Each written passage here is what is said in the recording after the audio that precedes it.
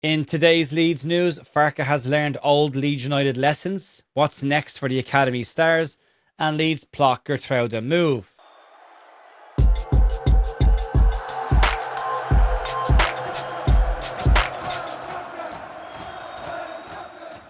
Hey folks, welcome to the Leeds View for Friday the 21st of May with your Leeds United news. Ger here. It's a bit thin on the ground today.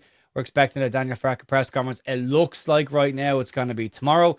We'll have the watch along over on bigup.com on Sunday for the final game of the season. The instant match reaction here on YouTube straight afterwards. And we'll try and get some form of a preview out between now and Sunday as well, because there's an extra day in the week, so why not try to get something out a bit more detail and see if Leeds will play the kids this weekend. We had the podcast last night. I spoke to journalist Adonis Storr just about the opportunity that is presented to Leeds United heading into this summer, and the comments from Daniel Farke last week, and then the follow-up comments from Pete Lowy this week as well. So you can check that out. I'll link at the end of the video as well. And if you want to support the channel, we are supported by Finalysis.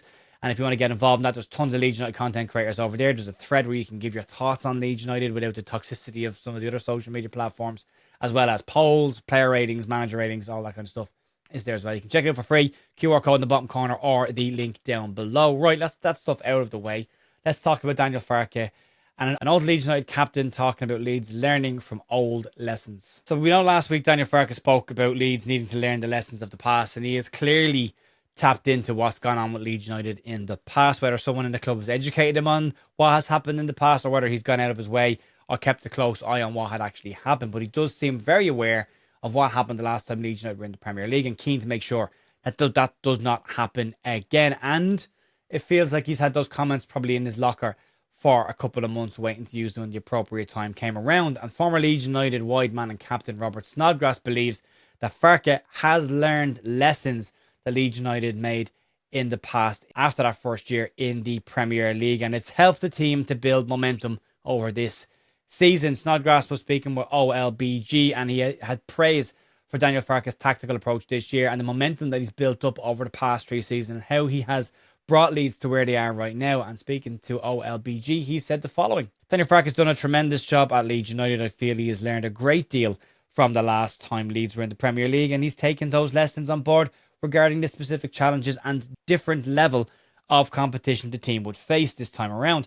He has successfully built the momentum from the very beginning, and I believe that he has done a fantastic job of establishing a clear identity. He has fostered a great relationship with the fans, and you can see that players are working tremendously hard for him. It is evident in every performance on the pitch. Snodgrass also believes that the tactical discipline that Leeds have had this season goes back to what Farke has brought in since day one. They've been slowly building towards this moment to make sure that everyone is on the same page and that the clear guidelines are in place. And the one thing you can say about Leeds this season is they have been tactically pretty sound, very much so in the second half of the season. Discipline has been a huge part of it, and that joined up thinking in the dressing room has been spoken about by nearly every single player and pundit at this point. So yeah, it's very clear there, but yeah, we'll see if it works going into next season as well, and if those comments from Daniel Farke last week and Pete Lowy's comments will actually deliver some positive results this summer. Let's move on. Kyle Newbold had a really interesting piece this morning in the Yorkshire Evening Post that had a little bit of a look at the senior exposure that some of the Leeds United Academy stars have got this year. Not just the ones that have gone out on loan, but the ones that have been involved in senior training, and talking about the development aspect of it as well, and how that helps them to mature and to grow as Leeds United players. But Scott Gardner was also speaking about this in LUTV, about the under-21s and those that have managed to get that senior exposure over the course of the year, and those that have gone out on loan. Harry Gray, Rory Mahady, Charlie Crew, Connor Douglas, Kenneth Mensah and Devin Brocky have all had spells out on loan playing some senior football this year. Some more notable than others. Harry Gray going to Rotherham is probably the one that stands out in that League One campaign. Didn't work out for Rotherham, but he did get 3 goals and an assist, and it was very beneficial for him, and he is expected to go out again on loan next season. Not confirmed whether that will be a League One side that are higher up the table than Rotherham were last season, or whether he goes to a championship club next season, but he is expected to go out on loan again to help with his growth and development. Speaking with LUTV, Leeds United under-21 manager Scott Gardner said the following: There comes a point where under-21 football provides a certain amount for the lads, but after that they do need to go and experience senior games, and that will make them much better and more experienced players and as people. We've also had 6 or 7 lads around the first team training group, so for them to be around Premier League football every single day can help them improve as players. we've said this year there'll be an awful lot of under-18 players that have been playing in the under-21 side this season. And there's been regular under-18 players who have been pushed up to get their debuts in the under-21 side as well. And that hasn't been an accident or something they've been forced into. They've done that to introduce deliberate stretch targets for the players. I go back to when I spoke to Michael Scubala a few years ago, and he said that was something Leeds were introducing at that point. And this season, they've really pushed it on to try and increase the speed of the development of the youth players. And it has definitely helped with the learning curve. And Scott Gardner had the following to say about this. We tried to push young players up for the last couple of years, and we had to increase the challenge this year as well as with actual games programs. We definitely noticed that in the latter rounds of the games that you can see that they are starting to get used to the tempo and pace of under-21 football. Going into next season, we are a little bit ahead with them, which is where we wanted to be. So it's very exciting for us. There'll be those that will need the under-21 football next season. There will be those that will start to outgrow under-21 football, and they're the ones that will need to go on loan next season and get senior football if they can. Ideally for Leeds, they want to be loaning players out to League 2, League 1 and Championship clubs. A lot of players this season went out on loan into National League, and that's not really going to be massively beneficial for them to make the step up. It'll help them with the physical aspect of the game, absolutely, but you want to see them going to League 2, League 1 in terms of the level you want them to be at when they come back as well, and try and get them into the senior side as quickly as possible. Leeds are talking about increase or decreasing the profile age of players around the first team next season, whether that is with some under-21 players. I thought we had an opportunity last week to see a few get a game. We didn't get that. It'd be unlikely we'll see it against West Ham as well, but we'll see next season what happens with the under-21s. We'll continue to cover them on the watch-alongs over on bigup.com for the under-21s next year as well. Right, let's move on for now.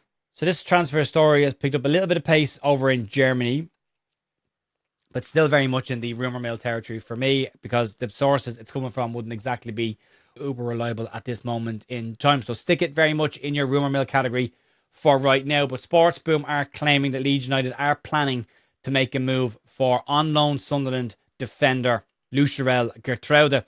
He's on loan to Sunderland right now. He is owned by his parent club Red Bull Leipzig, and there is an option in the deal with Red Bull should all parties be able to agree on a fee. Now, Sports Boom claim that that's where the potential issue is. Sunderland won't have the financial headroom they had last season. They very much made hay while the sun was shining last year and increased the level of their squad while they could. This year, because of their wages and everything else, it'll be a bit tighter than it was last year, probably closer to where Leeds are.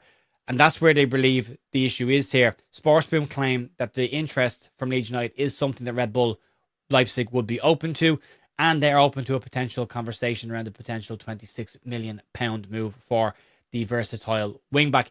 He can play right or right back, right wing back, left wing back. He's had a very, very good season for Sunderland this year. Liverpool looked at him in January. Apparently they're going in a different direction coming into the summer. And the issue here from Sunderland perspective is the wages. Geertruida is on £85,000 a week, and that will be something that they will have to watch next season. Their manager, Regis Labrie, has spoken about the player as well, and he's now proven on Premier League level. But Labrie kind of stopped short of confirming anything. He praised the work that he's done this season and the level that he's been at, but he did stop short when asked was there any type of an offer being prepared, and he wouldn't confirm whether he was a player they were interested in bringing back next season. All he said was it's a wait and see for now, and we'll see where we go. He is a very, very versatile defender. He is a good fullback. It is a position that Leeds were likely to look at going into this summer. They definitely need someone that can cover right and left back. James Justin can do both.